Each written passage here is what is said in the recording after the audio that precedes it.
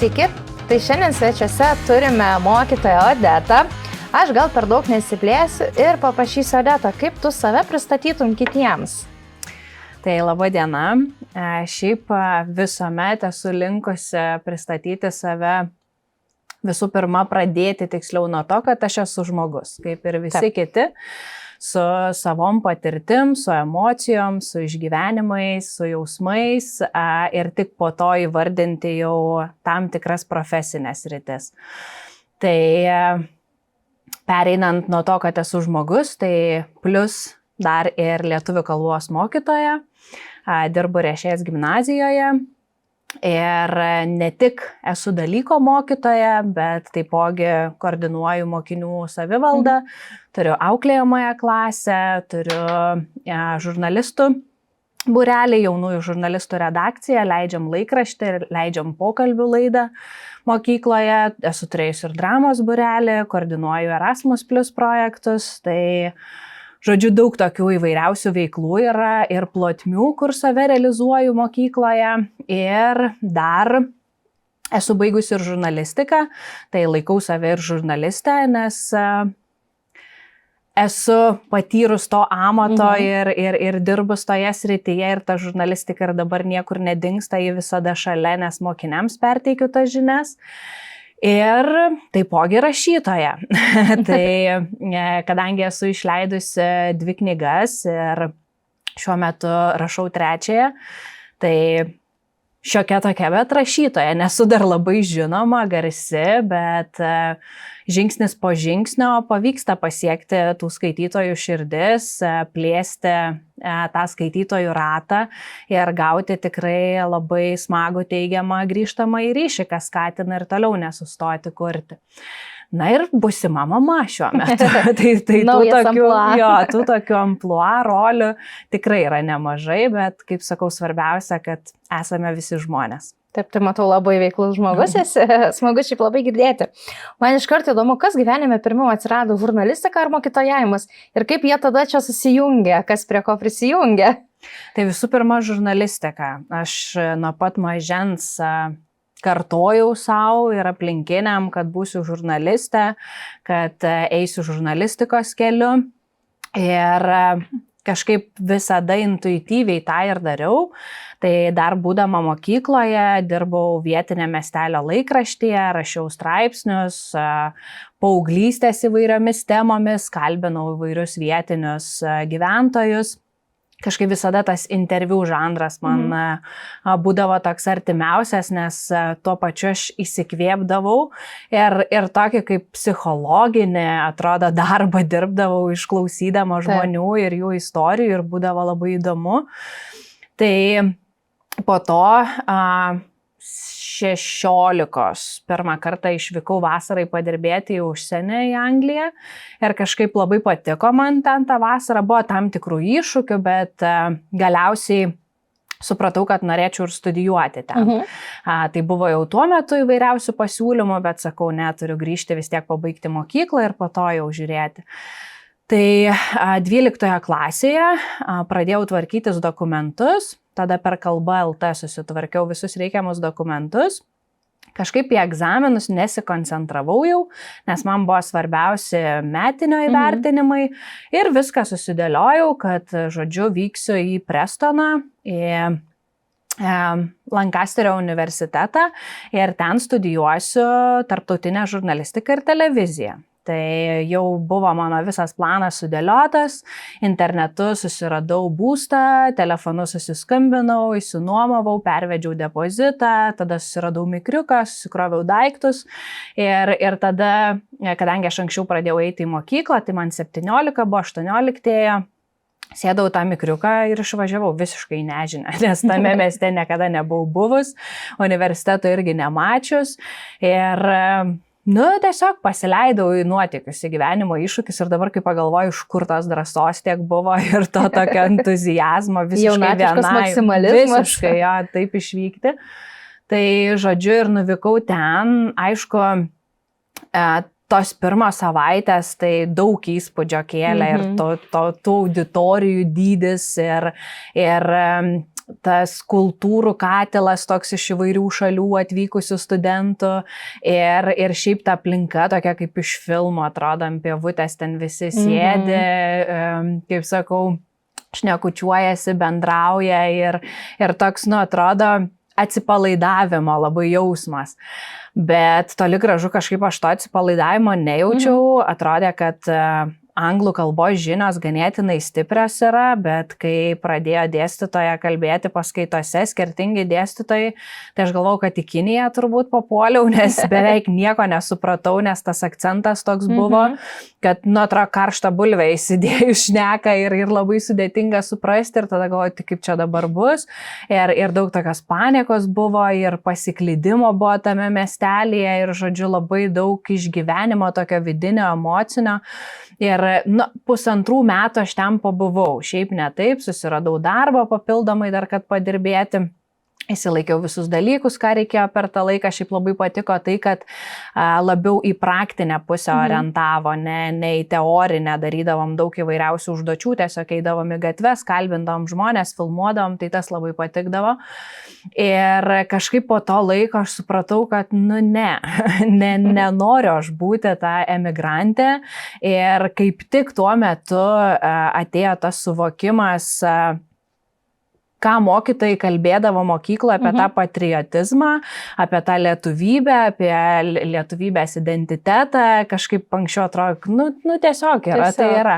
O čia kažkaip vidumi labai stipriai pajaučiau ir supratau, kad per daug anksti aš atsiroviau nuo visko ir reikia man tos namų aplinkos, tos šeimos, tų draugų ir kažkaip noriu tą gyvenimą visgi kurti savoje šalyje. Ir aišku, buvo labai baisu viską nutraukti, nepabaigus, nes man visada būdavo prioritetas, ką pradedi, tą pabaigi. O čia kažkaip daug vėl reikėjo drąsos ir susikaupimo ir, aišku, atsižvelgti ir į finansinius dalykus, kad aš grįšiu ir vėl nuo nulio viską turėsiu kažkur pradėti. Tai labai buvo sudėtinga priimti tą žingsnį, bet tiesiog pasiryžau tą padaryti ir grįžti, nors mama sakė seniai, kad susikrauk daiktus ir nekankink savęs, bet kažkaip norėsiu bent jau kažkiek užsidirbti. Tai labai gerai, kad irgi viską susitvarkiau, jog nereikėjo mokėti už tas studijas, tai dėl to džiaugiuosi. Na ir po to grįžau į Lietuvą ir turėjau galimybės dvi dėl žurnalistikos, kad tęsti. Tai arba į Vilniaus universitetą stoti, bet ten buvo stojamieji ir ganėtinai nelengvi, tai kažkaip pabijojau, nes galvoju, po užsienio grįžus vis tiek ta kalba šiek tiek gali irgi strikti ir pamiršus jau rašymo irgi tuos visus ypatumus. Tai galvoju, ne. Ir po to kitas variantas buvo Klaipėdos universitete. Tai kadangi aš esu iš Širvintų, tai galvoju, labai toli vėl kaip užsienį jausiuosi ir retai galėsiu grįžti. Ir po to žiūriu kažkaip Lietuvos edukologijos universitete, buvęs pedagoginis, dabar VDU. Yra lietuvių filologija su žurnalistikos specializacija. Galvoju, kaip gerai, vienu šūviu nušausiu 2 zuikius ir jeigu dirbsiu Lietuvoje žurnalistinį darbą, tai puikiai mokėti lietuvių kalbą, labai didelė pridėtinė vertė. Tai įstojau. Ir aišku, po metų laiko paaiškėjo, kad nėra tos žurnalistikos krypties, nes nesusirinko grupė, reikėjo ten sutartį mažom raidelėm skaityti, o aš ten neperskaičiau turbūt. Tai susirinko tik redaktorių grupė, tai aš nenorėjau į redaktorės, tai žodžiu, ir tada galvojau, tai ką daryti? Nemesiu dabar dėl tos žurnalistikos, tik kad nėra tos specializacijos. Tai galvojau, jau tiek to pabaigsiu ir tada žiūrėsiu toliau, kaip ką daryti arba šalia kažko ieškosiu. Ir kažkaip tuo metu kiekvienais metais būdavo praktika mokykloje po mėnesį laiko. Ir ta praktika kažkaip mane įsuko. 1-2 metai, kai ten buvo tik stebėjimas, tai dar kažkaip ne taip, bet kai jau 3-4 kurse tu turi pats stotis prieš klasę, vesti pamokas, aišku, buvo tos tokios vidinės baimės nemažai, kad, ta prasme, aš pati dar beveik nieko nemoku, tai ką aš juos mokysiu, kad ten nebūtų kažkokių irgi patyčių, pasipajokavimų, nes, tie, pavyzdžiui, bent jau 12-okai, tai atrodė už mane ženkliai vyresni, didesni tokie ir aš tokia coliukė jaučiausi. Tai kažkaip pradėjau Ir supratau, kad man kažkaip savaime einasi, man nereikia įdėti per daug pastangų kažkokiu, aš tiesiog būnu tuo žmogumi, būnu savimi, einu per tą bendravimą, per tarpusavio santykį ir man smagu tą daryti. Ir po to, kai dėstytojai atvyko jau vertinti tos praktikos, tai labai gerai prisimenu Vilmą Leonavičienę, dar ir dabar ji daug veiklų turi Vytauto Didžiojo universitete, tai vat ji buvo tokia mano įkvėpėja ir autoritetas, kas liečia ėjimą švietimo keliu, tai jinai stebėjo mano pamokas ir sako, nu čia tavo kelias, sako, tu turi, sako, būti čia, sako, tau yra duota, nes, sako, tu vedi pamoką ir atrodo, kad norisi ateiti tave, apsikabinti, paglostyti, sako, toks jaukumas, šiluma, sako, labai sklinda tie mokiniai, sako, tavęs klauso, tu, sako, nieko per daugiausiai jokių drausminių priemonių nesimi kažko, sako, jiems tiesiog įdomu tavęs yra klausytis. Nu ir kažkaip, ir tada jau dar į studijų pabaigą pasitaikė tokių momentų, kad iš pažįstamų vadovų, kur pati mokiausi irgi tose mokyklose, tai pakvietė pavaduoti mokytojas, tiesiog mėnesį ten kelis pabūti. Ir kažkaip po truputį jau tai pradėjau stotis į tą švietimo kryptį ir pastebėjau, kad visai man patinka ir kad tu gali labai įvairiapusiškai save realizuoti toje švietimo įstaigoje, būti ne tik mokytoja, tai kažkaip ir įtraukia, bet po to ta žurnalistika man kirbėjo vis dar, jinai niekur nedingo, tai tada tiesiog pasirinkau Lietuvos žurnalistikos centre pabaigti kursų žurnalistikos. Tai ten per truputį daugiau nei pusę metų, kas labai patiko, kad visi dėstytojai buvo praktikai, kaip Valatka, Jakilaitis, Makaraitytė, tas pats Perednis. Tai ir jie būtent man patiko, kad akcentavo, jog nebūtina žurnalistikos 4 metus studijuoti, arba tau duota, arba ne. Ir tų kursų metu labai gerai gali suprasti. Tai aš atradau irgi, kad man tikrai tinka tas sritis ir tikrai galėčiau ir joje būti. Bet ką jau ir tada pastebėjau, kad labai daug konkurencijos yra tam informaciniam lauke, kad turi labai greitai reaguoti, labai šaukiančios antraštės turi būti, kad kuo daugiau tų klikų vadinamų būtų, peržiūrų ir tu turi kovoti už būvį, kad išbūti toj rinkoje visoj.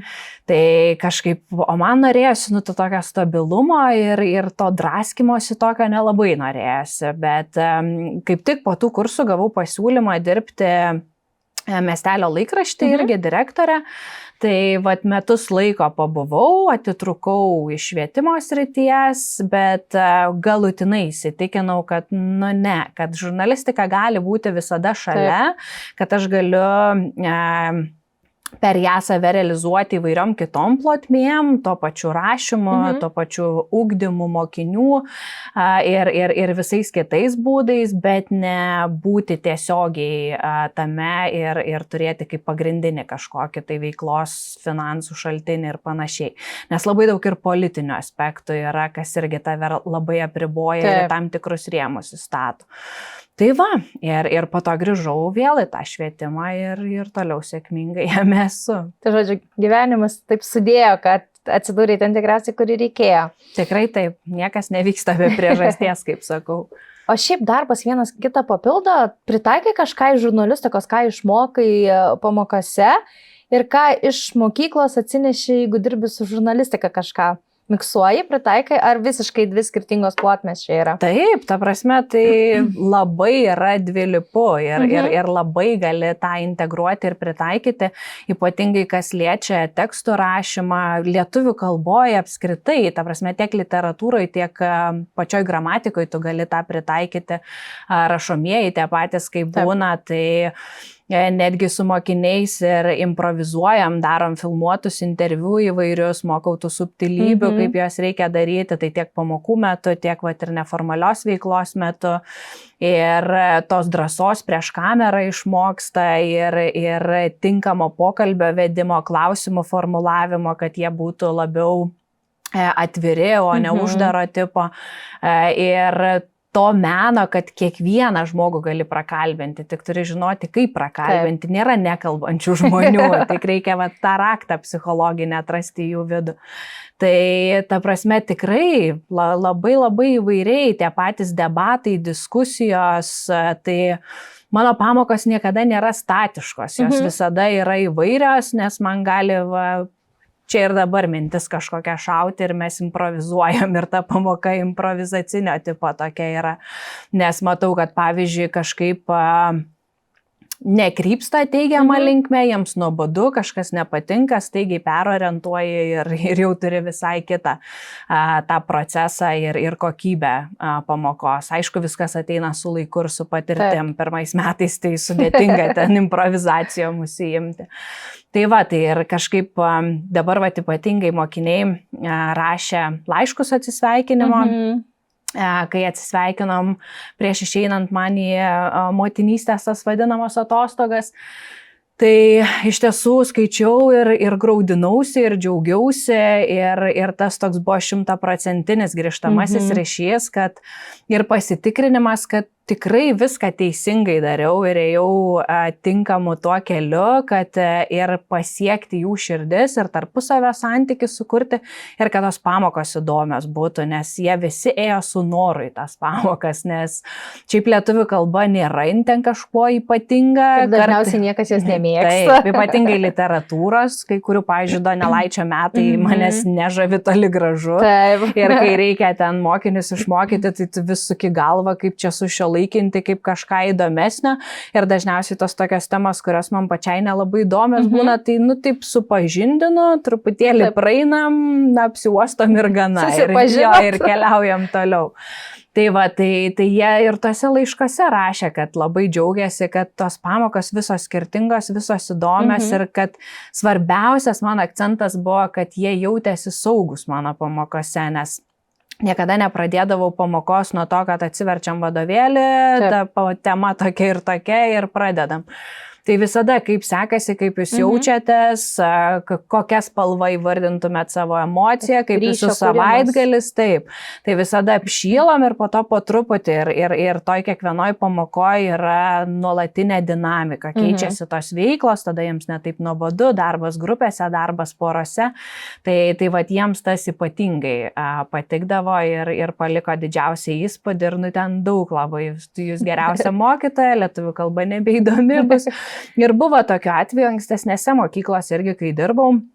Ir iki dabar su tais mokiniais kai kuriais palaikom ryšį, jau jie pabaigė mokyklas ir studijas, kai kurie taip keista man net pačiai, kad tiek daug to laiko praėjo, bet sako, kai jūs išėjot, viskas, sako, lietuvių kalba tapo nebeįdomi ir rezultatai prastėjo ir tiesiog be jokio noro ėjom į tas pamokas. Tai kažkaip labai smagu.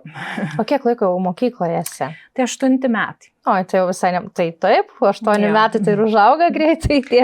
Ja, tikrai kažkaip daug atrodo, kaip susimastai taip. Taip. Palėtėm šiek tiek tas programas literatūrinės. Yra kūrinių, kur, jeigu tau dabar duoda laisva valia, tu iškart pirmų taikinių sakytum, šitą išmetu, šitą tikrai nereikia. Tikrai taip. Yra labai daug dar tų, kur, kaip sakau, keista labai visada sakyti mano laikais, bet taip jau, tiek jau tų metų praėjo, tai kartojasi tie kūriniai, kaip mes irgi mums neįdomu buvo, dabar... kad ir kaip mokytojai įdomiai ten be pasakotų, kad ir kokias veiklas sugalvotų, bet tu skaitai tą kūrinį, tu nesupranti pusę žodžių, kad ir išsiaiškinite, bet vis tiek, jau nebe ta karta, nebe tas laikmetis ir jau nebe taip aktualu yra.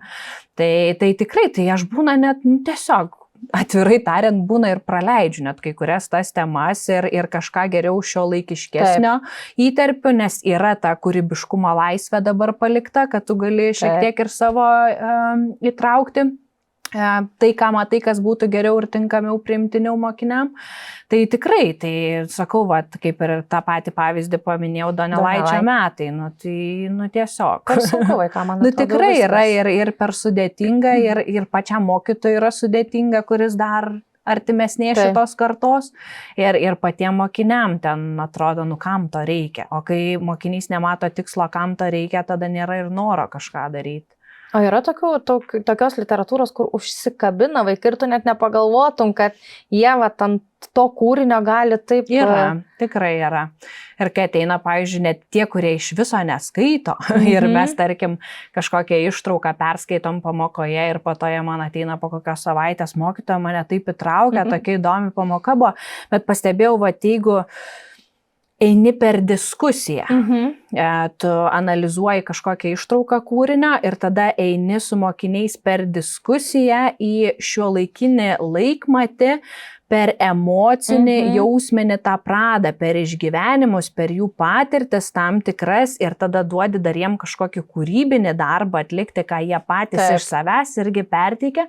Tada lieka labai gylis tasai po pamokos ir kai išeina mokiniai ir pasako, ačiū už pamoką, buvo nereali pamoka, tai čia yra geriausia padėka tokia ir tas grįžtamasis ryšys, kad tikrai pavyko tau tą pamoką padaryti. Ir vieni iš kitų labai daug pasipildo, bet diskutuodami. Ir tada sakau, kai ateina po savaitės ir sako, perskaičiau kūrinį visą, wow, ten tokį įspūdį paliko. Pavyzdžiui, labai buvo įstrigę Anos Frank dienoraštis, tai keletą merginų ten buvo atėjusi irgi pasisakė, nes ir galvoju, kaip džiugu, nes man irgi tas kūrinys labai didelį įspūdį paliko, nes aš pati savo kūrybinį kelią pradėjau nuo dienoraščio rašymų. Tai Yra tikrai tokių momentų. O šiaip yra vienas kūrinys, kuris yra top beveik visiems, jau visiems prilimpa. Nepasakyčiau dabar tokio, kad vieną kažkokį išskirti. Nes aš kažkaip prisimenu savo tas vyresnėsias klases, tai pas mane buvo Dievų miškas. Kažkaip visi buvo ant šito. Vyresnėse klasėse galbūt jau yra kažkur ties kažkuo susikoncentruoja, ten daugiau tos irgi privalomos literatūros yra, jinai rimtesnė, gilesnė tokia, vis tiek jau pasiruošimas egzaminams vyksta ir yra visai kitaip, bet aš dirbu labiau su 5-8 klasių koncentru, su paaugliais, tai ten įvairiai laviruoja, tai įvairių yra, kam patinka labiau fantastinis žanras, kam labiau ten romanai, dramos ir panašiai, tai labai pasiskirsto pagal tiesiog pačio vaiko pomėgius arba jo charakterį kažkokį tai būdą. Tai nes aš šiaip esu visose koncentruose bandžiusi dirbti, tiek pradiniai, tiek su paaugliais, toj viduriniai grandy, tiek ir su vyresniaisiais. Ir aš kažkaip supratau, kad man 5-8 mano čia yra varikliukas ir man labiausiai patinka su jais dirbti, nes mano pačios paauglystė tokia buvo įvairi, ganėtinai sudėtinga, jausminga, emocionali tokia. Nuo kada irgi prasidėjo ir tas kūrybinis kelias kaip saviraiškos forma tokia. Ir kažkaip man geriausiai su jais pavyksta tą ryšį užmegzti, juos suprasti, su jais pasikalbėti, išklausyti, jiems patarti kažką, pasidalinti savo kažkokiam patirtim, nes kažkaip su pradinukais, tai labai daug kantrybės pamačiau, kad reikia. Čia tu vienam kažką rodai, ką reikia daryti, atsisuki, jau žiūri klasę, baigia sugriūti ir ten jau kitus reikia kažkaip užimti. O su vyresniais, tai labai jau sudėtinga tą poveikį kažkokį padaryti, nes jie jau daugiau mažiau susiformavusios asmenybės yra, turi jau savo nuostatas, įsitikinimus, nuomonę tvirtą ir juos sudominti kažkaip sudėtingiau. Ten jau tos pamokos vis tiek labiau tokios statiškos, per analizės eina, per gramatinius dalykus, kartojimus jų. Tai ta 5-8 man yra pats tas. 5-okai dar tokie mažiukai, dar per žaidimus gali, tada 6-okai vėl ir turi kiekvienas lygis to savo žavesio. Kai kurie sako, tu su paaugliais, tai čiagi baisu, čia dabar šiuolaikiniai paaugliai, čia sudėtinga su jais ir susitarti ir dirbti, žodžiu, ir viską. Tai aš galiu tą patį pasakyti apie pradinukus, kad su jais labai sudėtinga ir aš visada sakau, kad žemai lenkiu galvą labiausiai prieš pradinių klasių mokytojus. Aš visada sakau, žemai lenkiu galvą, kad su 5-8. Tai va, labai skiriasi irgi pagal kiekvieną iš mūsų kaip asmenybę, manau. Tai čia tiesiog atrandi save tam tikroj grupiai. Taip, nes galvoju, man reikėtų dirbti, tai nežinau. Bet aš kaip pagalvoju, pradiniai vis tiek visą tą pamatą įdeda, nuo pat pradžios, o tu jau perėmi tik tai auginti, kartoti ir po truputį tvirtinti žinias. Taip. Kaip su gramatika, dabar čia kokie berašiai mūsų vaikai, vis tai vieni tai sudėtinga, tikrai ta beraštystė, kaip sakau, vyrauja ir tikrai puikiai suprantam, kas tam daro įtaką. Ir nėra linkę jie ir tų taisyklių mokytis ir kad pasistengti šiek tiek taisyklingiau rašyti, bet kai kuriem yra tiesiog duota, jie iš klausos tiesiog girdi ir ten taisyklių gali net nemokėti, tai daug visokių tokių niuansų, bet jo, kai rašom diktantus, tai situacija tikrai tokia. Ir galvoju, tiek mokėmės ir tos taisyklės klasėje ten kabo. Ir visada po kiekvieno atsiskaitimo kažkokio yra labai toks gilus vidinis pokalbis su savim. Kas ne taip, kodėl, kur ką gal aš praleidau, gal kažkaip netlėpiau kažkokių poreikių, gal nepastebėjau kažko, kodėl tiek daug prastų įvertinimų. Kaip čia tada vėl sugrįžti, kaip čia gal kažką kartoti, tai tokių visada yra. Ir arba pasidžiaugiam visi kartu, arba paliūdim visi kartu ir tada sakau, teks grįžti dar truputėlį, užtrukti ties tam tikromis temomis. Bet čia visada stengiuosi kuo daugiau vizualiai aiškinti, kad ir tą pačią gramatiką, tai įvairius žinių informacinių žemėlapius lentoj braižau, schemas įvairias darau, labai skatinu patiems, kad jie patys susirastų informaciją ir patys nusibraižytų, susidėliotų, susisistemintų, kaip jiems yra patogiau, tai daug irgi įvairių būdų bandai ir tų praktinių irgi užduočių taikyti, kad ir prasta ta situacija, bet kad truputėlį stiprinti ją bet kokią atveju. Taip, kad bent jau girdėję būtų ir tai jau yra gerai. Taip, nes čia vis tiek tas viskas užsisukia, kad ir žinutės, pavyzdžiui, tai taip pat dabar mano ketvirtokai yra ir matau, parašom diktantą, nėra nei Ž kažkur paukščiuką čia ir aš taip vaikams sakau, vaikai, kurie rašo nelietuviškom raidėm, pusę klasės vos nepakyla. Taip, tai aš turiu papildomai dar ir dabar antrokę mokinukę. Susitinkam su ją kelis kartus per savaitę, tai ką pastebėjau, kad palieka vėlesniam laikui, parašo žodžius ir tos visus paukštelius, taškelius palieka vėliau sudėti ir pamiršta galiausiai ir tada keliauja toliau ir gaunasi be tų lietuviškų raidžių žodžiai. Taip, tai su gramatika yra čia reikalų įvairių. Yra. Man įdomu paminėjai, kad dar yra rašytoja. Kaip šone atsidūrė rašymas šalia tavęs, iš ko ta idėja gimė? Tai kaip ir minėjau, nuo dienoraščio viskas prasidėjo. Tai pirmoji klasėje pradėjau rašyti dienoraštį, gavau dovanų kažkaip. Ir pradėjau aš jį rašyti, tai iki dabar turiu. Labai iš tikrųjų įdomu atsiversti ir pasižiūrėti. Visada būdavo pradžia mielas dienoraštį, data parašyta ir ten jau tada išliedavau savo dienos įvykius, emocijas, potyrius įvairius. Jeigu ten susipykdavau su kažkuo, kažkas nepasisekdavo, tai po to pradėjau klijuoti nuotraukas artimųjų, draugų, po to buvau nusidažius plaukus juodai, tai sruogą įsikirpas buvau klijavęs, žodžiu, ten visas gyvenimas tame dienoraštyje virė. Ir kažkaip tada jau pastebėjau, kad man tai yra kaip tam tikra meditacijos forma, nes labai daug įvairių minčių, jausmų, emocijų viduje virdavo. Ir aš tiesiog kartais atrodydavo, kad neturiu kur jų padėti, jos mane apkrauna, slegia, aš naktim negaliu miegoti, apie viską galvoju, net tokios mintis būdavo, kad kas bus, kai artimieji išeis, jeigu aš viena čia liksiu ir panašiai, iki tokių, nes aš tokia pastebėjau jau tada, kad esu apie gilę asmenybę. Man tas gilis prasmė labai svarbus yra ne paviršutiniški kažkokie dalykai.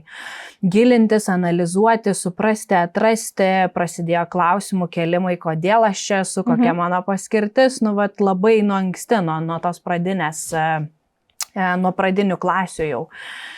Tai ir tada tas dienoraščio rašymas man tiesiog padėdavo atlaisvinti. ir jausmus, ir mintis, ir kažkaip aš žinodavau, kad niekur nedingo, viskas nugulė į užrašus ir jau turi išliekamąją vertę ir aš galiu gyventi toliau ir toliau generuoti visokius dalykus. Tai kažkaip po to perėjau į paauglystės laikotarpį, tai vis dar tęsiau tą dienoraštį ir tada pradėjau eiliuoti. Tai kažkaip irgi ypatingai ta tokia boheminė aplinka patikdavo, kai lydavo lietus, lašai barbena į langą ir aš sausėdžiu kambarį vieną užsidarius ir rašau. Tai kažkaip tos pirmos meilės irgi, tie nusivylimai ten, tas toks vidinis pasimetimas, kaip tėvai tavęs nesupranta ir kaip visas pasaulis prieš tave, viskas pilka juoda, žodžiu, tie visi išvaizdos pokyčiai paskatino tiesiog irgi išsirašyti. Nes daug buvo tų visokio apmąstymų. Tai kažkaip pradėjau rašyti vieną eilutę, kitą eilutę, žiūriu, stulpelis, kažkaip jisai rimuojasi, tada prijungiu dar vieną stulpelį, žiūriu, jau eilėraštį turiu visai čia neblogai. Ir taip į sąsiuvinį kūriau, dėjau aš tos eilėraščius ir niekam neskaičiau, nes bijojau, kad nesupras, kad pasijuoks, nes tai ganėtinai jautrus toks yra. Jautri sritis tokia, tai po to po truputį jau išdrįsau tėvų draugam paskaityti ir po to jau draugam savo mokykloje ir tada kažkaip tai draugės pajuokavo, kad sako, žiūrėk, būtų, sako, geras, kai tu užaugsi, sako, jeigu turėsi vaikų savo ir, sako, vaikai tavo mokysis mokyklai ir deklamuos tavo eilėraščius, sako, įsivaizduoji, sako, jeigu išleistum knygą ir va tavo vaikai ateityje deklamuos tos eilėraščius. Kažkaip pasiekėm, galvoju, tiesiog juokas ir tiek. O po to kažkaip aš sėdėjau, skaičiau toliau, kūriau tos eilėraščius ir galvoju, kodėl ne, gal verta visai pasidomėti, gal ir yra tokia galimybė išleisti tą knygą ir kažkaip ją paversti realiu apčiuopiamu dalyku. Ir tada pradėjau taip į vieną leidyklą, į kitą leidyklą. Tai daug durų užsidarė, sviro rankos, buvo daug ašarų. Tai tada man buvo pradėjau, nuo 12 pradėjau kurti eilėraščius, keletą metų kūriau ir tada nuo 15 pradėjau domėtis dėl tos leidybos. Ir po to atsirado viena leidykla, Ciklonas, kur labai mielai priėmė mane ir sako, taip, mes galim išleisti. Ten pasakė, kiek kas kainuotų ir panašiai. Tada pasižiūrėjau, kad galiu kai kurios dalykus pigiau pasidaryti per pažįstamus, kaip redagavimą, maketavimą, kas daugiausiai kainuoja. Ir mes sutarėm, ten to tiražo buvo nedaug, ten 25 vienetai, tos knygutės tokios plonos, žodžiu, kad kuo pigesni tie kaštai būtų. Tie puslapiai irgi tokie paprasti. Bet man tai jau buvo didingas įvykis, nes tai buvo ir su to pačiu kodu leidybiniu, su viskuo, Martyno Mažvydo bibliotekai kelios jau atiteko, tai čia toks labai rimtas žingsnis. Ir jau aš įsileidau būdama 16, nes vasarą dar susiradau darbą Sraigių fabrike, padirbau ten, užsidirbau ir kad įsileisti tas knygeles. Ir kaip dabar pamenu, su klasės draugė važiavom pasimti tų knygų autobusu. Pasimėm tas knygas, tokiam oranžiniam maišelį paprastam buvo supakuotas ir aš taip išėjau iš tos leidyklos ir sakau draugai, žinok, sakau, čia pirmas blynas, sakau, antra knyga bus romanas, sakau, pabandžiau, įmanoma, važiuoju toliau. Ir jis sako, bet tai koks įdomus jausmas, sako, man toks jausmas, kad tai nusirašytoja, kokia, sako, taip įdomiai. Ir taip, tikrai gera buvo toks pasididžiavimas savim ir tas toks įprasminimas ir tas suvokimas, kad viskas įmanoma, jeigu tu labai nori, tai viską gali padaryti. Netgi tuo laiku, kai nebuvo tiek daug tų galimybių, atrodo. Tai va, ir po to aš susikoncentravau į tą romaną. Tai užtruko 10 ar 13 metų nuo to pirmo išleidimo, bet tai buvo jau išgyventa, išjausta ir aš sau visada sakiau, kad kūryba yra ne apie forsavimą. Kūryba yra apie išjautimą, išgyvenimą, susidėliojimą ir tik po to įsirašymą, nes niekada to nelaikiau kaip pagrindinė veikla ir kad siekčiau uždirbti iš to. Tiesiog norisi, aišku, kad sugrįžtų tai, ką pati investuoji. Tai va, tai tas romanas, jisai 3 moterų kartų istorija, vadinasi Oktyloje. Tai jisai jautrus yra, todėl kad tai yra autobiografinis romanas, tai yra močiutės, mamos ir mano istorija, kuri dar neturi pabaigos ir numačiusi esu ir tęsinį, nes gyvenimas dar nesibaigė. Tai kažkaip labai daug jausmų, emocijų, tų etapų visokių ir šiaip buvo tada ir studijos, ir darbas, ir bakalaurą rašyti, ir tą, ir aną, tai negalėjau tiesiog per negaliu verstis. Tai vat kaip atrasdavau tos vakarus, po to galvodavau, kad turi ateiti įkvėpimas, bet tada supratau, kad reikia ugdytis tą įkvėpimą, jisai taip iš dangaus nenusileidžia, tai tada paskirdavau tam tikras dienas, vakarus, šiaip geriausiai naktį man rašosi, kai yra tylu, ramu, visi renginiai. Taip, pasaulis miega, o aš tada su savo mintim.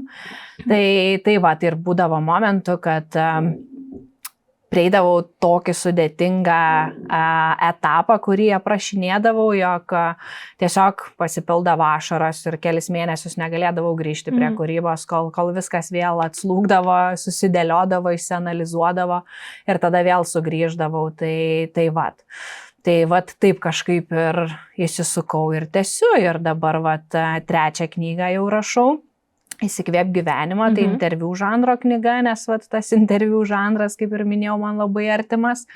Tai grinai per psichologinius tokius dalykus labai stipri su pašnekovais praeinam ir dabar to techninio darbo labai daug, ištranskribuoti tos interviu, tai jau labai laukiu, kol prieisiu prie kūrybinio to proceso, kas yra smagiausia. Tai vat to dekreto vadinamo metu yra planas įsileisti, bet irgi aš jau ir anksčiau, jau išleidus 2 romaną, jau turėjau tą viziją, tą matymą, jau viršelį susigalvojau pavadinimą, pašnekovus daugiau mažiau ir tiesiog intuityviai viskas va taip ir eina. Ir sakiau, va, kai jeigu išeisiu į dekretinės, tada ir taip sustoju ir galvoju, wow, viskas taip ir susidėlioja, nes tiesiog manifestuoji ir tos mintis materializuojasi, tau net nepastebint atrodo ir tada tiesiog žavi tas gyvenimo procesas, kaip jisai stebina kas kartą ir kaip tu toliau eini ir toliau viskas yra įmanoma.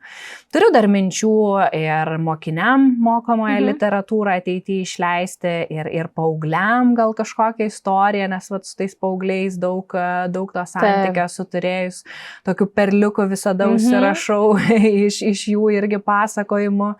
Tai ir tą vat 2 romano tęsinį parašyti, tai yra tokių norų ir minčių daug ir manau su laiku viskas irgi išvys dienos šviesą. Veiklų labai daug, šiaip šaunuolė, wow, žaviuosi iš tikrųjų klausydama. Krūvis didelis, rašai vis tiek buitis, tą patį, pažinkim. Žurnalistika, mokytojavimas, pačios kaip dalykininkės krūvis didelis? Turėjau 5 klases, tai buvo labai jau man per daug jautėsi, nes 150 mokinių, kaip pamokos susidėlioja, tai visai nieko dar, bet kai reikia taisyti darbus, tai tikrai labai daug resursų pareikalauja. Tiek fizinių, tiek emocinių, nes sakau, tie įvertinimai dar įvairūs būna, tai tada ir emociškai labai irgi save spaudė, atrodo netgi per daug. Ir tada iš asmeninio gyvenimo labai daug laiko turi pašvęsti ir atimti. Ir realiai 1 šeštadienis produktyvus yra laisvas, kada tu gali pailsėti ir nieko nedaryti, bet vis tiek pusdienį tada buičiai skiri, ten po to kažkur kažką paveikti. Nes sekmadienį jau viskas, jau vėl susikaupimas naujai savaitai, daugiau nei pusdienį tu ruošiesi tai savaitai, dar jeigu turi kokių darbų taisymą, tai kiekvieną dieną vis kažkas prisideda, dar jeigu turi auklėjamąją klasę, tai ir susirinkimai kokie vakare, tik tai tokių iššūkių visokių sprendimas ir panašiai, tai tikrai daug, bet vat nuo šių metų buvau pasilikus 4 klases, žymiai lengviau. Ta prasme, man gali būti daug daugiau papildomų veiklų, neformalių visokių projektų, ten auklėjamoji klasė. ta pati mokinių taryba, tai aš ten kaifuoju, man tos veiklos organizuoti, daryti, judėti, va čia yra mano. Bet ta dalykinė tokia sritis, aš jau po truputėlį jaučiu, kad aš išsisemiu ir jau nebejaučiu tokio intereso kaip anksčiau. Jau ir žiūriu su kiekviena karta, kai ateina penktokai vis nauji kiekvienais metais, jau kyla iššūkių, jau man kyla iššūkių, kaip juos suprasti, kaip prie jų prieiti, kaip juos sudominti kažkaip, tai kaip pagalvoji vyresnės kartos atstovai, tai jiems dar sudėtingiau yra. Tai vat kažkaip kas liečia tą dalykinę sistemą, tai krūviai tikrai yra dideli ir tuos pačius 30 yra ką veikti, juos pastebėti ir prie kiekvieno prisitaikyti, kiekvieno poreikius atitikti. Tai yra reikalų, bet šiaip pavyksta man susitvarkyti, viskas yra gerai, tik tiek, kad aš jau jaučiu, jog kažkoks pokytis jau turėtų būti. Jau kaip ir esu aš numačius tos pokyčius ir susidėliojus ir kažkaip va šitas virsmas mama atėjo irgi kaip didžiulis pokytis į gyvenimą ir kaip sakau, su vienu pokyčiu ateina ir kiti pokyčiai, nes tada labai tinkamas metas tą daryti. Tai vat kažkaip turiu jau tokių visokių minčių, nes labiau iš dalykinės pusės aš nelabai jaučiu, kad galiu kažkokį ryškų ir apčiuopiamą pokytį nešti į švietimą. Iš kitų perspektyvų, kad ir iš tų pačių neformalių veiklų ten ir projektų ir panašiai, aš aiškiai matau ir jaučiu tą pokytį, koks jisai gali būti. Tai va, aš esu baigusi dar švietimo vadybą ir lyderystę magistro studijas, tai kažkaip labiau ir krypstu jau į tą vadybinę galbūt sritį ir turiu tokių įvairių minčių ir tiesiog žiūrėsiu, kaip gyvenimas viską padėlios ir kokias galimybės jisai suteiks ir kaip man pačiai irgi pavyks susitvarkyti. Tiesiog gyvenimas sudėlioja taip, kaip atrodo turėtų būti. Taip, viskas ateina savo laiku, savoje vietoje ir sakau, svarbiausia neforsuoti. Taip. Ir kaip sakyt, atverti langus, kad ateitų. Taip, arba, pavyzdžiui, būna, užsidaro tos duris vienos kitos, bet langelis kažkur atsiveria, svarbu pastebėti yra. Kokių veiklų esat su mokinių taryba prigalvoję, bet tokių, kur netipinių, net sakyčiau, tokių crazy tokių dalykų? Oi, dabar taip greitai prisiminti, netgi sudėtinga kiek, bet šiaip, kas man įstrigė yra, tai darėm ir gyvūnų dieną, kai visi kieme tiesiog buvom susirinkę su savo gyvūnais, tai labai didelį įspūdį paliko, nes tikrai ten įvairovė, zoologijos sodas, ten nuo skruzdžių viešbučių, visokių driežų, vorų ir panašiai, tai ir patiem mokiniam labai smagu pasidalinti tuo. Po to labai įsimintinos pyragų dienos akcijos, nes čia kaip ir nieko naujo atrodo, visur tai vyksta, bet mūsų tikslas truputį kitoks. Mes, pavyzdžiui, praeitais metais savo bendruomenės nariai rinkom lėšas, kuri sunkia onkologinė liga sirgo ir reikėjo operacijos. Tai vien tas tikslas, ta prasmė labai tokia kilni. Šiais metais, ką surinkom, tai išpildėm vaikų svajones, kur yra vaikų svajonės LT ir pačiai teko irgi važiuoti, nuvežti tas dovanas. Tai toks labai įkvepiantis atrodo ir kur palieka irgi tavyje, pasodina sėklą kažkokią gerumo. Tada darom paskaitų dienas įvairias, pavyzdžiui, bendradarbiaujam su tais pačiais universitetais, su organizacijom, kur atvyksta dėstytojai, praveda mokiniam įvairiom temom, įvairias paskaitas, tai mes jau automatiškai ir bendradarbiavimą paliečiam, ir karjeros ugdymą, ir plečiam akiratį, ir į profesinį tą patį orientavimą. Tai tokios veiklos, po to važiuojam patys į mokymus, tarkim, Antalieptėj inkubatorių slėnį buvom irgi. Labai smagu, kad ir pati vadovė labai pritarė tokiam veiklom, pati jas inicijuoja, pati kartu važiuoja, pati įsitraukia į tas veiklas, tai labai didžiulė pridėtinė vertė yra. Tada diskotekos, kino vakarai, čia turbūt tokie standartiniai yra, bet irgi labai būrė tą bendruomenę ir pačius tarybos narius labai sustiprina tą jų tarpusavio ryšį, nes vis tiek pasiruošimas, pastangos, po to susitvarkymas, tada vieni kitus motyvuoja, kokia šauni komanda yra ir panašiai. Tai va, tai vykstam irgi į vaikų globos namus, į prieglaudas gyvūnų, tai daug tokių. Šiaip žiūrim, taipogi dalyvaujamojo biudžeto projektą turėjom irgi gyvendinom idėjas, po to patys pradėjom inicijuoti, vadovybė tiesiog paskiria tam tikrą krepšelį ir skatinam klases galvoti idėjas, kaip pavyzdžiui, paįvairinti ugdymo aplinką ir tiesiog patys mokiniai sugalvoja idėją, balsuojam, laimi ir gyvendina tą idėją, patys realizuoja. Tai tokių daug iš tikrųjų tų veiklų, kartais per mėnesį nedžiūrim, kad vos spėjam suktis, kiek prisigalvojam ir būna kartais ir pagal galimybės, pagal viską, kartais ir atsisakom, kažko perkeliam, beždžioniukų diskotekos, ten talentų šou, tiesiog žiūrim irgi labai bandom ir atliepti bendruomenės interesus, bandom įvairias apklausas daryti, ko norėtų, ką labiau atsižvelgti, sporto varžybos visokios, bet labiausiai einama per tą bendrystę, per tai, kas suvienyje, nes iš tikrųjų toj pačioj Riešiai tai labai stipri bendruomenė yra, labai didelė ir labai stipri, kur gali sulaukti pagalbos, paramos, tiek pradedant administraciją, keliaujant link tėvelių, mokinių, ūkio darbuotojų ir panašiai, tai visi labai su mielu noru įsitraukia ir padeda. Šiaip labai smagu girdėti, kad daug veiklų ir tokia bendruomenė gražiai lipdosi ir būrėsi. Ar yra koks nors, nežinau net kaip įvardinti, metodas, dalykas, kur sakytum kiekvienam mokytojui, darykit, sakykit, kažkas tokio, kur kiekvienas galbūt turėtų daryti? Ar kaip bendruomenės kūrimui, ar kaip pamokai, kažkur, kažkoks raktas? Aš tai visada nežinau kažkaip, kad ir įprastas atrodo tas būdas ar metodas, ar kaip galima pavadinti, bet tarpusavio santykis. Čia yra svarbiausia ir čia nieko neišrasi, nereikia nieko išradinėti, jokio dviračio, tiesiog atliepti poreikius, išklausyti. Nes net kaip ir suaugę, pavyzdžiui, būnam darbinėje aplinkoje, praeina kolega ar administracijos darbuotojas, labas, kaip sekės, kaip tau vakar ta kelionė, žiūrėk, buvo.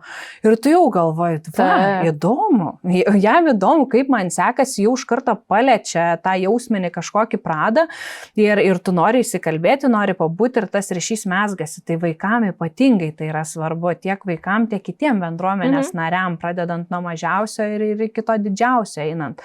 Tai tiesiog ir tada kuo daugiau įvairių diskusijų, debatų daryti, darbo porose, grupėse, čia yra tas stipriausias ir geriausias raktas, kur būrė komanda, kur būrė bendruomenė ir iš tokių mažų nuo darbo porose mes einame vis didesnius socialinius tos burbulus, kas mus visus apjungia po to galiausiai.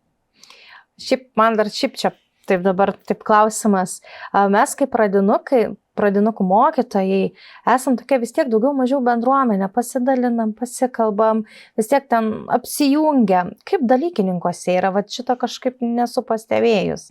Įvairiai šiaip tai yra ir labai daug kas priklauso ir nuo pačios švietimo įstaigos, kurioje esi, nuo jos dydžio, nuo jos vertybių, nuo vadovo, kaip jisai mato, kokį mikroklimatą kuria, nuo paties tavęs, aišku, kaip tu nori eiti į tą bendradarbiavimą, ar tu ten vienas užsidarai, atvažiuoji į kabinetą, atvedi pamokas ir išvažiuoji ir manęs nejudinkit, ar tu labiau iniciatyvus, aktyvus, kažką buri, inicijuoji, tai labai daug faktorių tokių yra, nuo ko labai daug kas priklauso. Bet ką pastebėjau, kad nėra labai linkę eiti į tą tokią bendrystę ir bendradarbiavimą. Bent jau kiek man tekę yra susidurti, kuriuose švietimo įstaigose esu dirbusi, tai labai daug yra vyresnės kartos atstovų. Tikrai yra daug. Ypatingai pirmais metais, kai tik pradėjau dirbti, tai labai jautėsi ta tokia demotyvacija. Ai, daryk, jo jaunas, tu čia dabar maksimaliai, mes irgi jauni buvom, viską darėm, plėšėme sardį, kas čia ačiū pasakė, įvertino kas nors, čia nieko, čia tą pačią gauni. Ir taip iš karto, kodėl? Aš atėjau, tai tu kaip tik palaikyk, džiaugis, kad tas jaunas žmogus atėjo ir kažkaip ten pakonsultuok, dar kažkaip apšvies kažkuriuo aspektu ir panašiai. Ir atrodo, pasiūlai, darom, žiūrėkit, žiūrėk, o tai kam čia papildomai daryti? Ką čia gausi, sumokės kas nors, čia tau ačiū pasakys. Ne, man baigėsi pamokos, palik mane ramybėj, nori tu čia daryk ir žodžiu, tai tikrai ir kitose įstaigose tas labai jautėsi. Tada jaučiasi ne tai, kad atrodo užsidaro, nusisuka nuo tavęs ir atėjo čia kažkokia nauja, čia bando kažką parodyti, žodžiu. Niekas čia nedarė nieko, niekam čia nieko nereikia ir toliau niekam čia nereikia, žodžiu. Ir tada tu matai tą stagnaciją, kad viskas neauga, nekeičiasi, kur yra švietimas apie pokytį ypatingai šiais laikais, modernėjančiais laikais, technologijų spartėjančių laikais, o stabarėja tiesiog. Ir tada sėdim kiekvieną savo kampe, bambam, kaip viskas blogai, kokie maži atlyginimai ir kiek čia daug tų reformų reikia išgyventi ir kaip puola tėvai, kaip puola mokiniai, kiek reikia psichologiškai, emociškai atlaikyti, bet ką mes patys darom? Ar mes kažkaip bandom tą situaciją pagerinti ar tiesiog nueiti ir parėkauti, kaip yra blogai? Tai kažkaip aš niekada nepritariau ir tiem streikam, ir tiem riekavimam visiems, ir tom kalbom tokiom, ir net neinu į mokytojų kambarius nei vienoje mokykloje, kurioje esu dirbusi, nes ten toks apkalbų lizdas grinai ir apie mokinius, ir apie kolegas, apie viską atrodo ten šneka ir taip, tokio negatyvo daug kažkaip įneša. Tai aš kaip sakau, viskas nuo mūsų pačių priklauso. Ta patį atlyginimą, tą pačią savirealizaciją, tas pačias veiklas, tu turi galimybę rinktis. Tu turi pasidėlioti galimybę pagal save ir viskas yra įmanoma. Tikrai, viskas yra suprantama ir susidėliojama, tik tai priklauso nuo to, kiek tu nori turėti. Ir kaip tu nori tą turėti.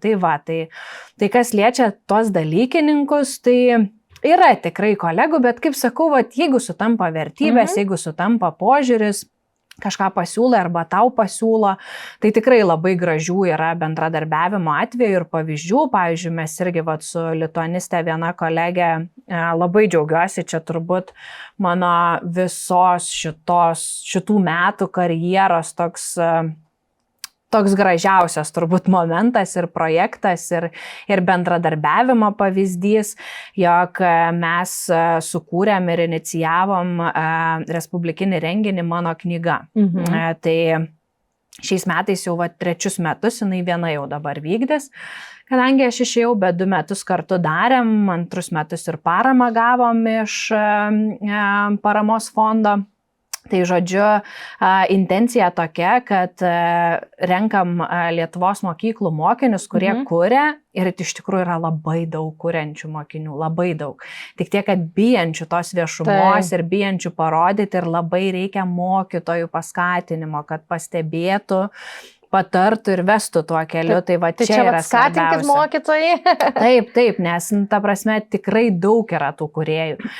Ir skatinam juos kurti knygas įvairaus žanro, pobūdžio, jie tiesiog popierinius variantus tokius padaro, siunčia mums ir tada darom baigiamąjį renginį. Ir to baigiamojo renginio metu yra apdovanojami visi ir yra 3 prizinės vietos. Prizinės vietas apdovanojam piniginiais prizais, dovanų kuponais knygynuose, o 1 vietos laimėtojas gauna ir dovanų kuponą ir leidykloje yra išleidžiama jo knyga. Tai čia man pačiai kaip kūrėjai praėjus tą nelengvą kelią, kur visada pati turi ieškoti, domėtis, pati finansuoti, kad realizuoti tą knygą, išleisti į skaitytojų rankas, tai jau nes mes darom 5, 8 ir 9, 12 irgi, man atrodo, gali. Tai jau nuo tokių metų mes suteikiam vaikam galimybę, kad jie gali kurti, rodyti savo kūrybą, viešinti, būti pastebėti ir galiausiai jau laikyti knygą savo rankos. Tai jiems čia toks ir žingsnis didžiulis, toks būti pamatytiem, įvertintiem. Jau toks postumis, kad mane pamatė kažkas, nes tikrai galiu kažką daryti. Taip, tai sakau, šitas bendradarbiavimo pavyzdys labai yra gražus ir toks ypatingas, bet šiaip, šiaip pats turi labai daug rodyti iniciatyvos, aktyvumo per tą trūks plyš, trauks stumk, žodžiu, kažkaip tai bandyti įtraukti, bet nėra to intereso, nors iš tikrųjų ne visose mokyklose, bet, pavyzdžiui, mūsų gimnazijoje už kiekvieną judesį tau apmokės, už kiekvieną renginį papildomai, už kiekvieną iniciatyvą, ta prasme, viską, ką darysi papildomai, viskas bus apmokėta, tai tu tik tai daryk, yra tas skatinimas jo, bet ir tai kažkaip nejaučia to impulso, kad norėtų, nes tiesiog dauguma yra pavargę, jau matosi nuo visko ir aš tai, pavyzdžiui, labai esu už, kad ateityje galbūt taip ir būtų, nes mes irgi esam valstybės tarnautojai, kaip tie patys pareigūnai, ugniagesiai, gelbėtojai, kad turi būti riba kažkokia, nežinau, 20, 30 gal tebūnė mokyklai metų atidirbai, viskas, turi keisti kryptį, turi kažkur eiti, ar toj pačioj mokyklai jau nebe mokytojai dirbti, bet kažką papildomai daryti, nes dabar nesu tikra, bet Kinijoje ar Japonijoje kažkurioje šalių tai taip ir yra ir tavęs viskas nebeprileidžia daugiau prie mokytojavimo, jo, nes atidirbai, pasikeitė karta, pasikeitė technologijos, suvokimas, viskas, nes kuo toliau, tuo sunkiau yra persilaužti. Tuo mažiau tos kantrybės, nes žmogus jau apskritai nuo savo asmeninio gyvenimo iššūkių pavargsta. O čia irgi kiekvieną dieną vis kažkas kito, vis kažkas naujo, vis tu turi prisitaikyti prie technologijų, prie vaikų, prie valdžios, prie darbuotojų, žodžiu, prie visko. Tas triukšmas nuolatinis irgi sekina. Tai, kaip sakau, man jau būna dienų, kad tikrai iššūkis ir grįžti namo, ypatingai po vasaros, kai grįžtu rugsėjį, tai aš tiesiog pirmą savaitę užsidarau kokioj vonioje ir pasėdžiu pusvalandį tyloj, vyras sako, kas yra nieko, man tiesiog reikia dabar taip pabūti, nes aš turiu tiesiog įsižeminti ir sugrįžti iš to viso chaoso, nes tai tikrai įsiurbia labai daug, kiek tiem patiem vaikam irgi atlaikyti reikia, tai daug tokių visokių ir pagrinde emocinių dalykų susideda ir turėtų būti atkreiptas dėmesys, manau, į tai. Nes tikrai kuo toliau, tuo sudėtingiau yra. Ir kai jau eina, vos gali eiti mokytojas, bet eina dar į darbą.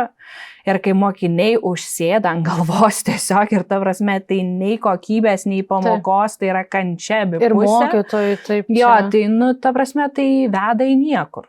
Į dar gilesnės ugdymo problemas. Visiškai. Kadangi pokalbis, kad ir kaip smagu čia kalbėtis, bet laikas mūsų yra ribotas, norėčiau paprašyti perduoti kokią nors žinutę nuo savęs žiūrovui, nežinau, mokytojui, galbūt kažkas iš tėvų žiūrės, galbūt net mokinių žiūrės. Kokią žinutę norėtum perduoti? Nežinau, turbūt pagrindinė žinutė ir būtų, kad viskas įmanoma, ko nori gyvenime.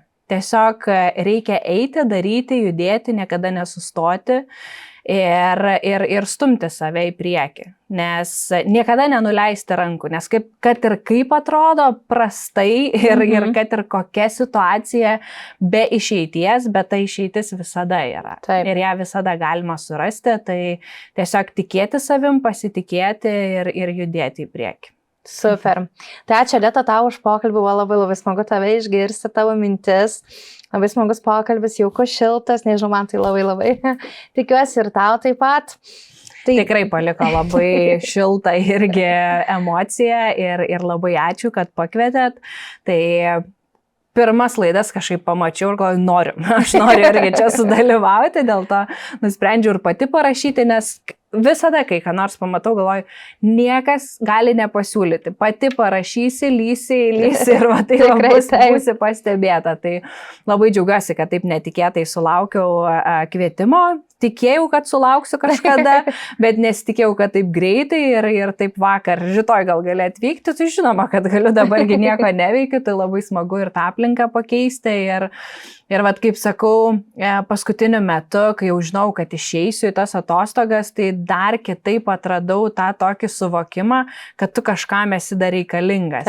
Nes kai užsisėdė, aš tik mėnesį dar sėdžiu namuose, bet jau taip atrodo, nes aš tokia apie veiksmą esu, nebuities visiškai nenamų žmogus, tai man labai svarbus tas eteris yra, kad kažkur išvykti. Tai va tikrai labai ačiū, labai didžiulė inspiracija, dabar daugiau vėl judėti, o negulėti, ko dažniau norisi.